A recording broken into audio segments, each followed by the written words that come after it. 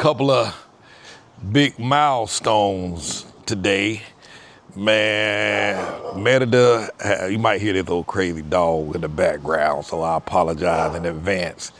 But so today, Haley went to go get her driver's license, and went to go get her driver's license. And you know, everything here is a process. Ain't nothing ever just simple. It just don't work that way.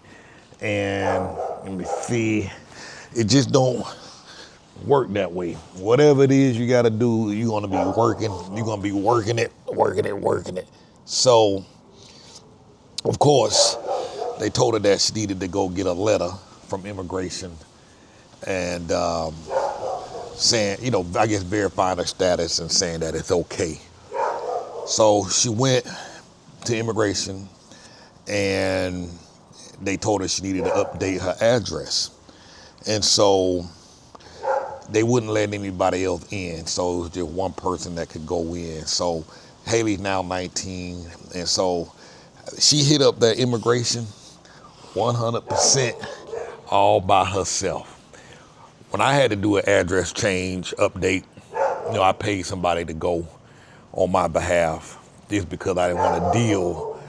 I'm sorry for this dog. I didn't want to deal with the, you know, the language barrier and stuff like that and the waiting and all that. So it just made me so proud to see her go out there and handle all of that stuff. So she went in, got signed in, talked to the immigration agents because she speaks practically fluent Spanish now, probably about 90%, 95% fluency. And so she did the update. Now she got to go back there tomorrow because, you know, here in Mexico, when you update something, they gotta sit in the system for 24 hours or overnight so it can update in the system in Mexico City.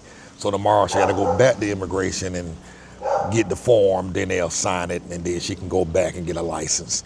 And the same thing with the license. She had to go in there by herself to get the license. Y'all see this annoying damn dog, you know what I mean? This fortunately, he only barks when we out here and he can hear it, but we don't hear him in the house. One of the nuances of living in Mexico. But she handled the driver's license stuff on her own. And, you know, it just blew my mind that when they got here, she was like, what, 14, 15, 16, 17, 18, 19, 14, or might have been 13 going on 14. And just to see the growth and transformation from where she was then to now, completely night and day. So hopefully tomorrow, if all goes well, she'll have her driver's license. And she'll have wheels, man. She'll be on the road, rolling, hitting the streets, these Merida streets. And she's like, hey, Daddy, when I get my license, I can take your clients out and show them the city, take them down to the market, show them how to buy fruits and vegetables at the market, take them to appointments and stuff like that. So she's real excited about that, you know. So saying all this to say that, man, those of you all that have children, family, I mean, your kids really can thrive here. We're working on, I'm helping her build a course where she's going to be teaching Spanish. So she's going to be writing out some children's storybooks that kind of break down Spanish basic terms.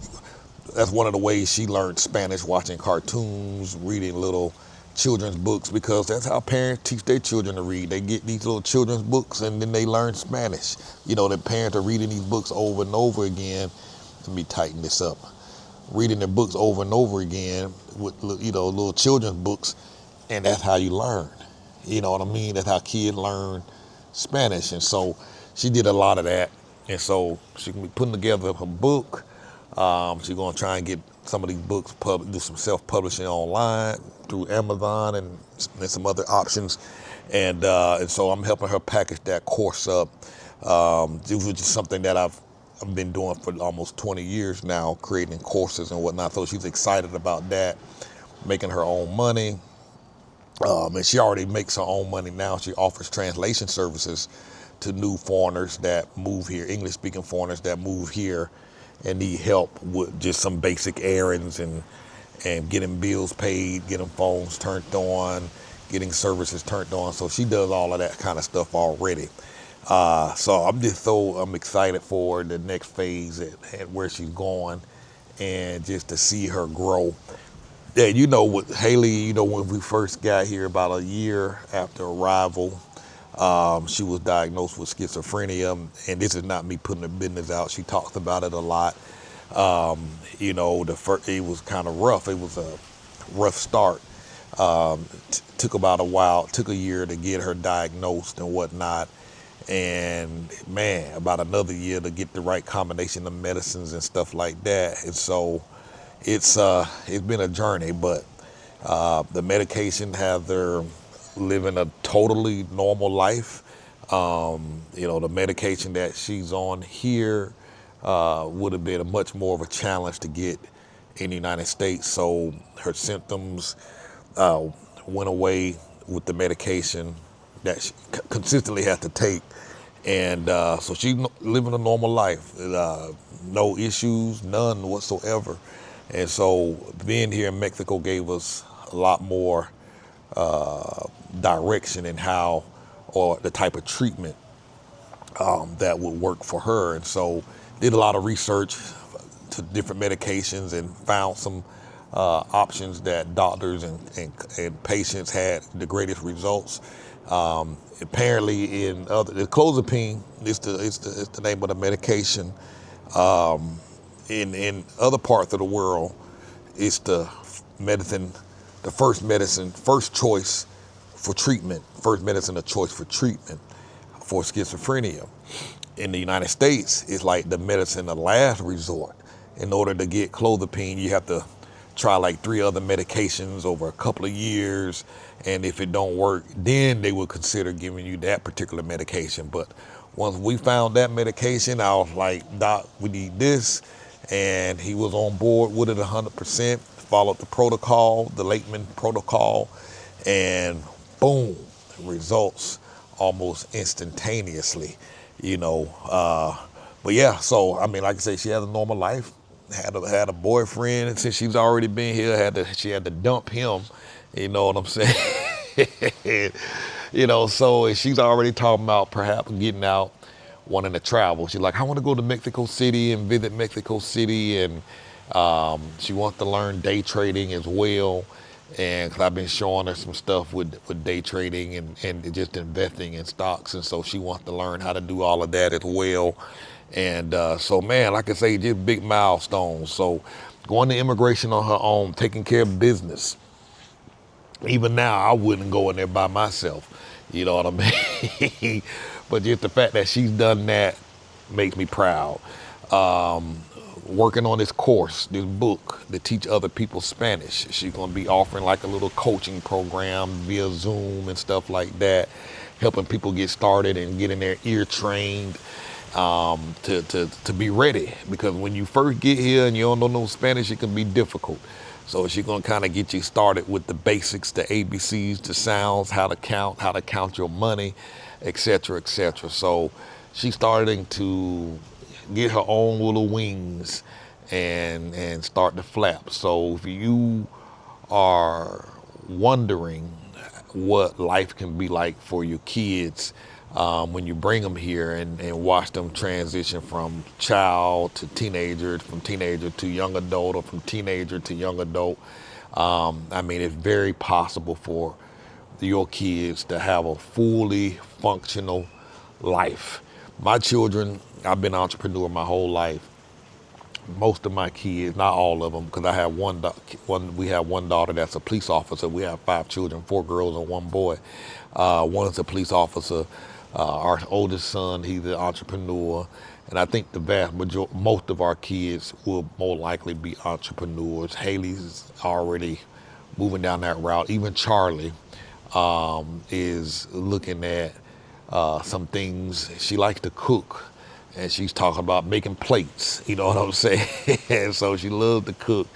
And so, and my middle child, Sky, she's talking about doing some personal development, coaching, manifestation, manifesting the life you want, et cetera, et cetera. So she's looked like she's jumping into that space. And so Mexico has been really good for us, for my family, my kids, and overall, man, I couldn't have asked for anything better. Only regret not getting here sooner. I mean, we got a whole life here. And so Kim needs to have some surgery. So we're trying to figure out the best path for that, whether she's going to get it done here or in the United States. So that's because she's been dealing with some severe pain in her back and in her neck over the last couple of weeks. So we finally got a diagnosis, and so trying to determine which route to go. Well, she's trying to decide which route she wants to go. And so keep her lifted up in your prayers. I'd appreciate that. Hey, if you hadn't joined our VIP group, man, jump in there, join it. It's better than booking a telephone consultation because you can ask a million questions. There's a section inside the VIP group where it's called Ask Cartes. Any questions that you have about anything, you can post it inside the group. I'll answer it. Other people will tend to also chime in and give you feedback. So if you have questions about immigration, because I do have an immigration attorney that I pay on retainer. So any questions, legal questions that you all ask, generally I'll forward it off to her in regards to immigration, and they'll generally answer for me, and real estate as well. And so as a member, you get access to all of that. moveabroadandthrive.com/VIP. The link is in the comments and description as well. And as always, like I say, if you find our content useful and helpful in any way in regards to your plans for making a move or planning your move, consider making a donation as well. The link is in the description as well. And man, I wish you all the best. This move here wasn't the easiest when we first got here. We had to navigate the culture, the customs, and just had to assimilate and just kind of find our own way and find our path and find our tribe of friends and whatnot. And it's been worth it. We had some ups and downs, and no different than living in the United States. You're gonna have your challenges, and so it's kind of hard when you first get here, but it's worth it. It's so worth it. Don't give up. I get it. It's not easy making a move, and I know a lot of people complain about the fact that they don't qualify, and so they just give up.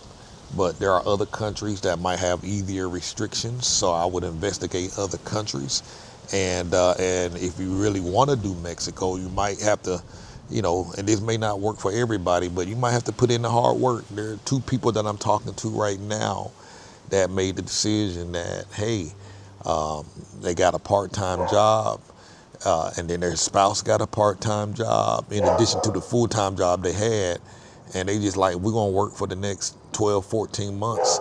So that way in a year, we'll have the income to prove, to meet the financial requirements to get residency. So you have to put in the work. It's not easy for everybody. It's easier for some, but hey, anything that's worth it, man, it's going to take some effort. So don't give up. Keep pushing. And if you have questions or would like to talk, book a consultation. There's a consultation link on the website, moveabroadandthrive.com. And, or like I say, join the VIP group. You'll see a link that says join VIP. And man, I look forward to meeting you all, and Godspeed.